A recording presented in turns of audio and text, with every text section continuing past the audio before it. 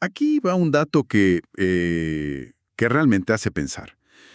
Según la ONU, cada medio segundo, un niño o niña se conecta a Internet por primera vez en el mundo. Medio segundo. Eso, digamos, dimensiona la omnipresencia de las nuevas tecnologías, ¿no? Especialmente los smartphones. ¿Cómo está impactando esto a los menores? Hoy vamos a sumergirnos en las fuentes que tenemos para entender este fenómeno a fondo. Exacto, vamos a explorar los datos sobre la extensión de este uso, los beneficios que sin duda existen, claro, pero también nos adentraremos en los riesgos que las fuentes señalan como considerables y las consecuencias documentadas en áreas críticas, salud mental, desempeño escolar y cómo se relacionan socialmente. La misión es obtener una visión clara, ¿no? Basada en estudios psicológicos, datos estadísticos, análisis de expertos, sobre el verdadero impacto de estos dispositivos en la infancia y adolescencia. No es un tema simple, la verdad. Así que bueno, vamos a desglosar las claves que nos ofrecen las fuentes. Empecemos por el panorama general.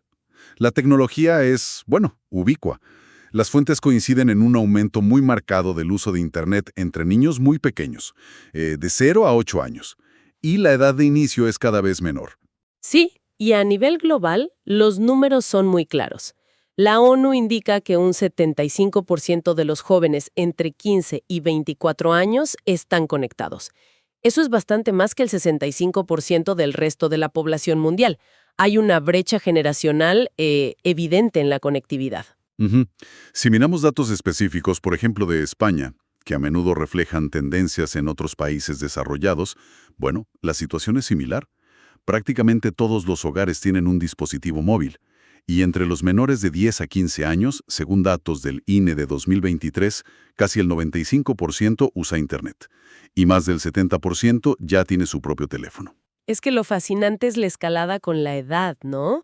A los 10 años es menos de 1 de cada 4 niños quien tiene móvil propio, menos del 25%. Pero solo 2 años después, a los 12, esa cifra se dispara a más del 70%. 70%. Y para los 15 años es casi universal, cerca del 95%. El smartphone se convierte en una herramienta cotidiana, digamos, en la adolescencia muy temprana. Entendido. Y bueno, como toda tecnología así transformadora, tiene dos caras. Por un lado, las fuentes destacan oportunidades, acceso a muchísima información, herramientas educativas, fomento del intercambio de ideas, también un impulso a la creatividad y, claro, facilita mantenerse conectado con amigos y familiares. Eso es innegable. Sin embargo, y aquí es donde la conversación se pone seria, los riesgos descritos son numerosos y preocupantes. Hablamos de fenómenos como el FOMO, esa ansiedad por sentir que te estás perdiendo algo importante online, ¿no?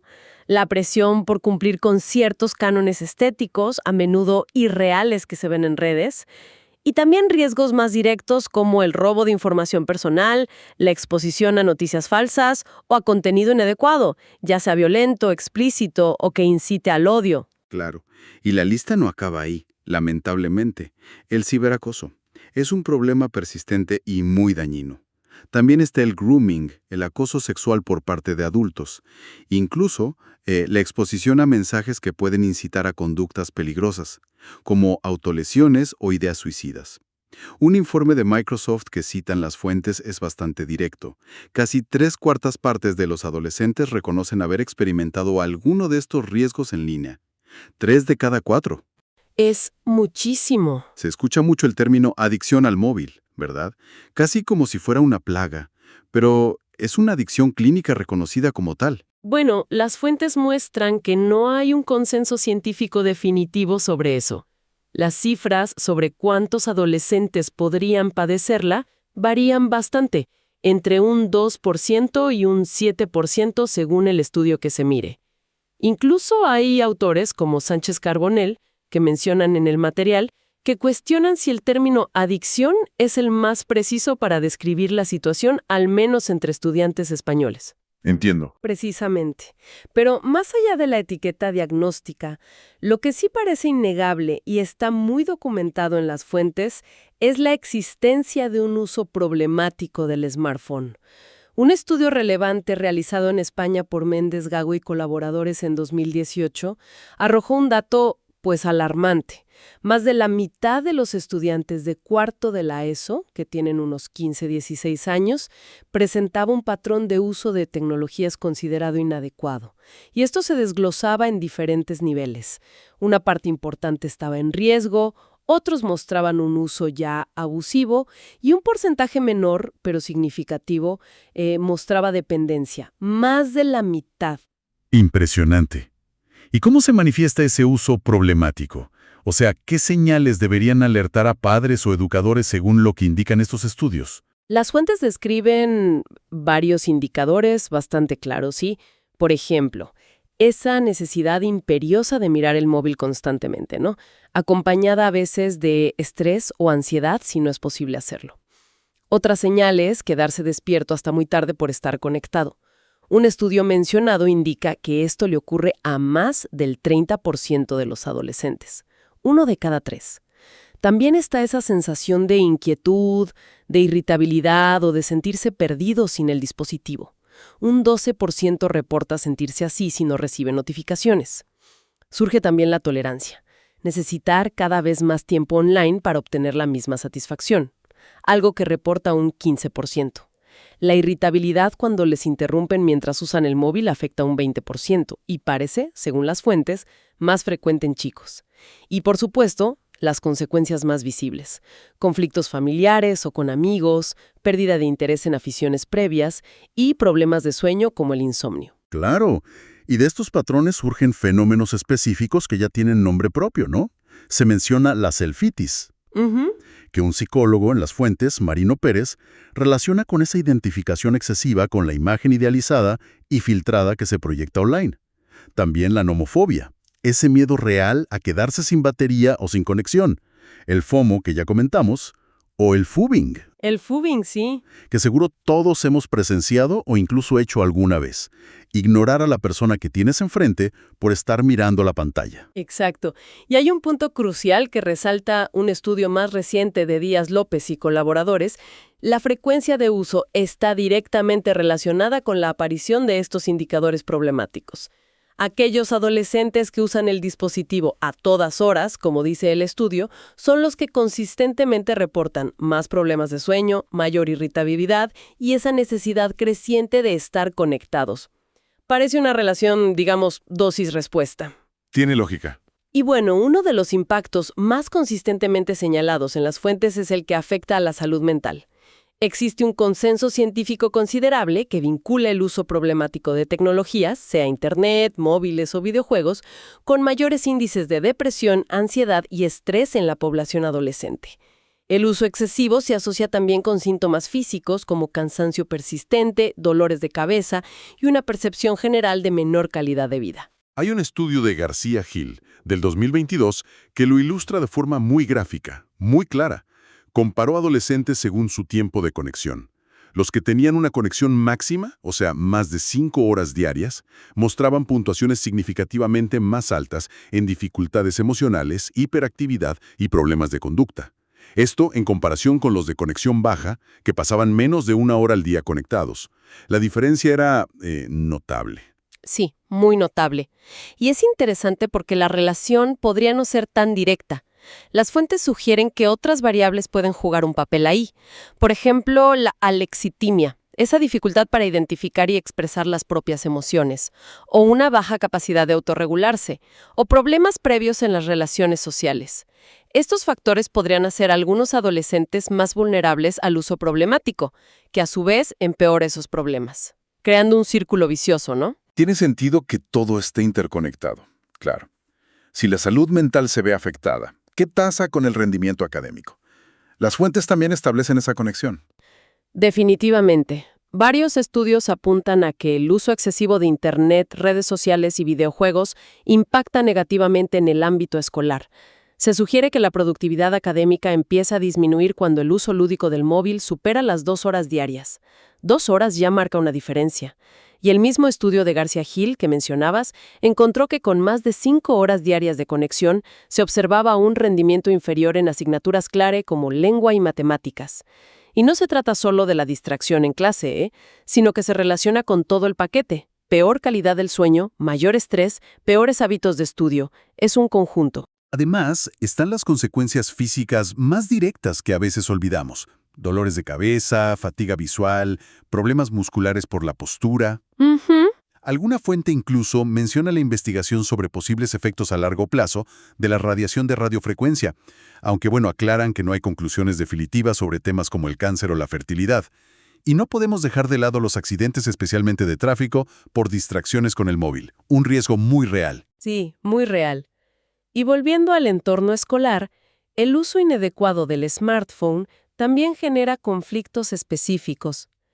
Se habla de plagio facilitado por la tecnología, de la disrupción constante en las aulas, de formas de violencia psicológica entre compañeros y, en ocasiones, hasta acoso al profesorado. Pero el problema más destacado, creo, es el ciberacoso entre iguales. Las fuentes indican que su incidencia tiende a aumentar con la edad. Y de nuevo, García Gil relaciona el tiempo de pantalla con las relaciones sociales. Los adolescentes que superan las 5 horas diarias de conexión también reportan más problemas con sus compañeros. Es complejo. Ante este panorama de riesgos, ¿cómo están respondiendo las familias y el sistema educativo? Hay un dato de una encuesta de Kaspersky que resulta preocupante. Casi un 25% de los padres y madres en España afirman no haber hablado nunca con sus hijos sobre los peligros de Internet. Nunca. Y solo un tercio de los menores recuerda haber recibido formación específica sobre ciberseguridad en la escuela. Parece haber una desconexión ahí, ¿no? Es una desconexión significativa, sí, y subraya la importancia crucial de la implicación familiar. Es fundamental. El estudio de Díaz López y colaboradores encontró evidencias de que la presencia de supervisión parental, o sea, poner normas, dialogar sobre el uso, reduce de forma significativa algunos indicadores de uso problemático, como por ejemplo, trasnochar con el móvil o la irritabilidad al ser interrumpido. La guía y el acompañamiento familiar marcan una diferencia real. Aunque claro, el psicólogo José Ramón Ubieto, citado en las fuentes, introduce un matiz socioeconómico interesante. Observa que niños y adolescentes de entornos más desfavorecidos suelen pasar más tiempo conectados, casi el doble de horas en algunos casos, y a menudo con menor supervisión parental. Y esto puede deberse a múltiples factores, ¿no?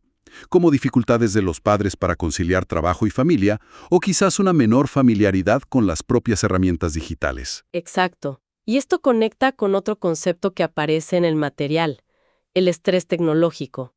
Se refiere a esa respuesta psicosomática, ese malestar físico y mental que puede derivarse del uso intensivo y a veces abrumador de la tecnología. El estudio de Díaz López trató de identificar qué factores predecían este estrés en adolescentes. Y encontraron varios: ser chica, usar Internet como vía de escape de los problemas, sentir inquietud sin notificaciones, necesitar aumentar el tiempo de uso, irritarse al ser interrumpido, también atreverse a decir cosas online que no dirían cara a cara y, lógicamente, una alta frecuencia general de uso. Todo eso suma. Toda esta acumulación de preocupaciones ha encendido un debate social muy vivo. ¿Qué hacemos? ¿Hay que restringir o incluso prohibir el uso de smartphones a los menores? Hemos visto movimientos ciudadanos recogiendo firmas para pedir leyes que prohíban su uso hasta los 16 años. Sí, el debate está ahí. Y la respuesta regulatoria es muy variada, la verdad. A nivel internacional, encontramos países como Francia, que ya en 2018 prohibió el uso de móviles en escuelas primarias y secundarias durante todo el horario escolar, incluyendo los recreos. En España, sin embargo, no existe una ley nacional uniforme. La decisión recae en cada comunidad autónoma. Algunas, como Madrid, Galicia o Castilla-La Mancha, sí tienen prohibiciones en horario lectivo. Pero en muchas otras, incluyendo regiones como Andalucía recientemente, Cataluña o el País Vasco, se opta por dar autonomía a cada centro educativo para que decida sus propias normas. Es un mosaico de enfoques. Un mosaico sí. ¿Y cuál es la postura de los profesionales de la salud y los expertos? Por ejemplo, la Asociación Española de Pediatría, la AEP. Bueno, la AEP se ha pronunciado diciendo que, con la evidencia actual, no se puede afirmar que una prohibición generalizada sea la solución más beneficiosa para la salud de niños y adolescentes. Su apuesta va más por la línea de educar en un uso responsable y saludable y por una acción coordinada entre todos, familias, escuelas, instituciones y las propias empresas tecnológicas. Interesante. La tecnología actual apoya las iniciativas de padres y docentes que buscan poner límites. Cree que es necesaria algún tipo de regulación que incluya prohibiciones, sobre todo en el entorno escolar. Su filosofía es algo así como más libros y menos móviles. Argumenta que educar implica necesariamente poner límites. Propone incluso que se analice en clase el funcionamiento de las redes sociales para, dice él, desmontar su seducción engañosa, y critica el diseño de muchas plataformas, afirmando que elementos como los me gusta fomentan la comparación y la soledad. Una visión crítica, sí. Por otro lado, José Ramón Ubieto avala positivamente la movilización de las familias para retrasar la edad del primer smartphone. Lo ve como una señal de la necesidad de acciones colectivas. No obstante, considera que una prohibición total es ilusoria en un mundo donde lo digital y lo real ya están, fusionados. Su enfoque se centra más en establecer condiciones de uso, pactar tiempos, crear espacios libres de pantallas como en las comidas o dormitorios. También invertir en alfabetización digital crítica para todos, jóvenes y adultos. Y, fundamentalmente, ofrecer alternativas presenciales atractivas, deporte, cultura, ocio compartido, con apoyo público especial para familias con menos recursos. Su énfasis está en recuperar la presencia física y la conversación. Entiendo. Entonces, no parece haber una solución única o sencilla, ¿eh? El debate refleja la complejidad del asunto. Efectivamente, pero sí parece emerger un consenso entre la mayoría de expertos de las fuentes sobre la necesidad de un abordaje integral, ¿no? Se habla de promover una desconexión digital progresiva y colectiva, de una alfabetización digital que vaya más allá del manejo técnico y enseñe a pensar críticamente sobre la tecnología, de fomentar activamente las alternativas offline, de explorar regulaciones, quizás dirigidas a la industria para modificar diseños adictivos como eliminar contadores de likes o notificaciones incesantes, y sobre todo, de una colaboración estrecha entre familias, escuelas y administraciones. La idea no es tanto prohibir una herramienta ya integrada en la sociedad, sino empoderar a los menores para que naveguen este entorno digital de forma saludable. Esa parece ser la clave. Bien, recapitulando un poco esta exploración. Los smartphones son herramientas potentísimas, omnipresentes en la vida de niños y adolescentes. Eso está claro. ¿Tienen beneficios? Sí. Pero los riesgos asociados a su uso para la salud mental, el rendimiento escolar, las relaciones, son reales y, según las fuentes, bastante significativos. Exacto. Y dos factores parecen clave. La intensidad del uso, o sea, cuántas horas, con qué frecuencia se usa, y la ausencia de guía o supervisión. El debate entre prohibir o educar sigue abierto, ¿sí? Pero la evidencia acumulada sugiere que probablemente necesitemos una combinación de estrategias.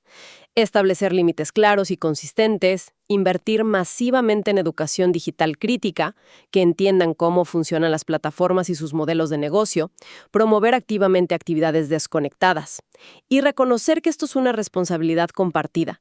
No podemos obviar, como apunta Marino Pérez, que muchas de estas tecnologías están diseñadas precisamente para capturar nuestra atención y fomentar un uso continuado. Totalmente. Y para cerrar, una reflexión que propone José Ramón Ubieto. La importancia de cuestionar los tecnomitos. Esas ideas que a veces damos por sentadas, ¿no?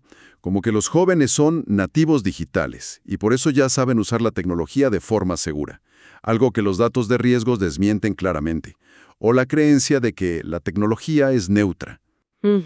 Esto nos deja una pregunta final para seguir pensando, ¿no? ¿Qué creencias tenemos tan arraigadas sobre la relación entre jóvenes y tecnología que quizás necesitemos revisar para afrontar este desafío de manera más efectiva?